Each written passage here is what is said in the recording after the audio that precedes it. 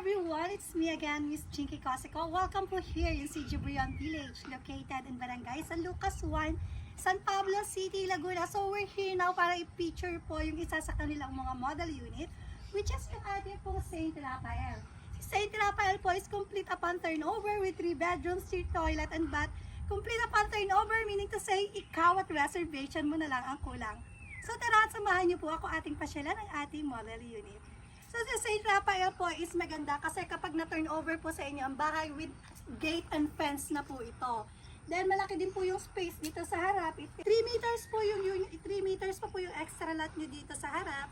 And sa both side po, nito may 2 meters pa kayo, even po sa likuran. So tara at samahan niyo po ako ating pasukin ang ating model unit. Yan. So ito, pagpasok niyo po sa model unit, what you see is what you get. Kung makikita nyo po, malalaki yung bintana, yan. Do you have here your living area? Mapapansin nyo mo maganda at malaki po yung inyong living area. Dito naman po sa part na ito is yung pong inyong dining area. Then you have access here ng inyong pong sliding window para po diretso po sa inyong lanay. Then diretso sa inyong carport dito sa gilid.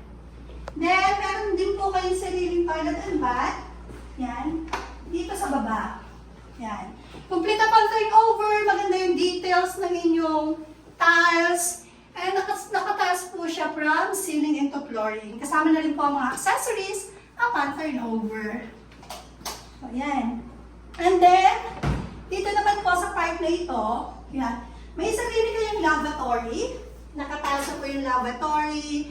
Then, kasama na rin po ito upon turnover. Meron na rin po siyang cabinet pag turnover ng bahay nyo.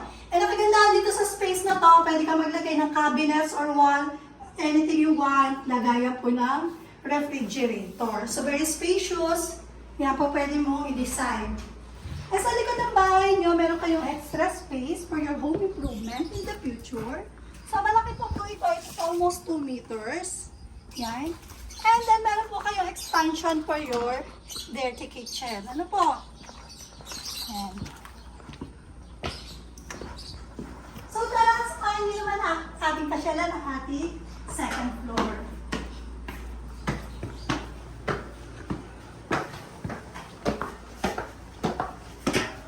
Yan, good news! Sa second floor, malaki po at very spacious yung ating mga kwarto.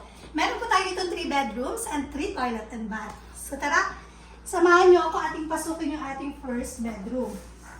So, sa ating pong first bedroom, kasya po dito ang small to double size bed. Actually, kasya po dito ang queen size bed. Kasi malaki po ito. Ano po? Then, maganda po. Marami siyang bintana. Yan. Para kahit hindi po nakabukas yung ilaw sa umaga, maganda po at maliwanag. Then, dito naman po sa ating second bedroom. Yan. Kasya din po dito ang single to double to queen size bed. Actually, kasi malaki yung space. Then, marami din tayong bintana, mga sliding window. And in this part, yan. Pwede mo siyang lagyan ng table or na cabinets. Yan, may space ka pa dito. Then, you have toilet and bath. Dito po sa ating common area. Yan. Para may sarili kong toilet and bath yung 2 kwarto dito sa labas. Meron din pong bintana for your ventilation. Kasama na po lahat ng accessories sa pan turnover. Yan. Tara, samahan niyo ako at ating pasukin ang ating napakalaking master bedroom. Ang ganda-ganda po nitong master bedroom na to. Yan. Kung makikita niyo yung space niya, ang laki sobra. So this one is king size bed. Kung mapapansin niyo, may space pa siya. Ano po? Mataas din yung ceiling. Maganda din po yung design ng mga bintana. Ano po? Ang ganda po ng details. Then, meron ka pong sariling toilet and bath.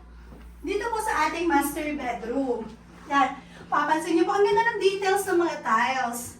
Kasama na yung, ano po, itong inyong shower, itong lavatory, even yung toilet, itong toilet bowl. Upon turnover, dito po, sliding door na ito.